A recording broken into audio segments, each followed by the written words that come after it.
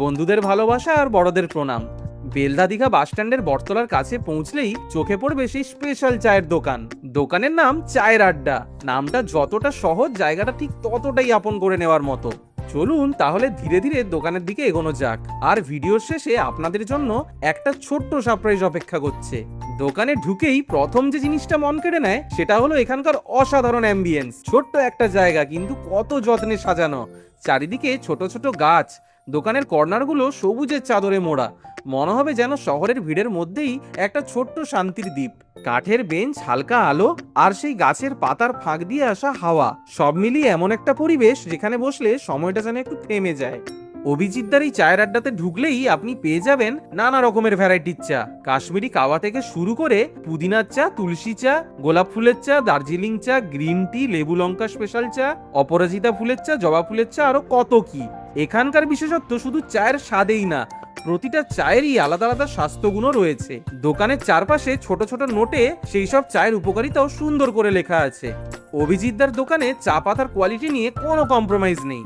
সব কটাই চা পাতা একেবারে A1 কোয়ালিটির। দাদা নিজেই এক এক করে আমাদের সব চায়ের পাতা দেখালেন। এই দেখুন, এইটা জবা ফুলের পাতা, এটা হলো অপরাজিতা ফুলের পাতা, আর এটা গোলাপ ফুলের পাপড়ি। দেখতেও যেমন সুন্দর, গন্ধেও মন ভরে যায়। এটা হলো এক ধরনের পাহাড়ি তুলসীর পাতা। এটার গন্ধটা ছিল সত্যিই দুর্দান্ত, আলাদা লেভেলের। এইটা হলো কাশ্মীরি কাওয়া, দারুণ একটা সুগন্ধ ছিল। আর এটা হলো লেমন গ্রাস পাতা। প্রতিটা পাতার মধ্যেই একটা আলাদা গল্প, আলাদা ফ্লেভার। আর এখানে প্রত্যেকটা চা একটা আলাদা এক্সপিরিয়েন্স। এরপর দেখলাম দাদা এক কাস্টমারের জন্য বানাচ্ছেন সেই বিখ্যাত লেবু লঙ্কা স্পেশাল চা।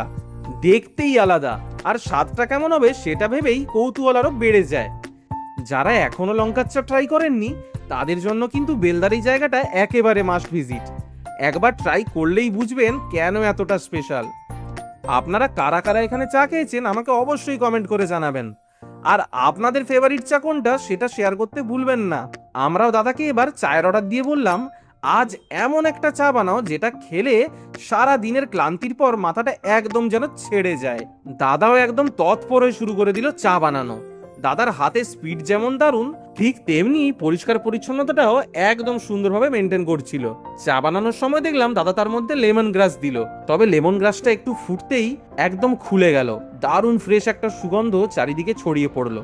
শেষে চা কাপে ঢেলে ওপর থেকে দুটো ফ্রেশ পুদিনা পাতা দিয়ে তৈরি আমাদের চা। দাদা, এটা আজকে স্পেশাল কি চা আছে? আছে লেমন গ্রাস চা। আচ্ছা, এটা অনলি পিওর লেমন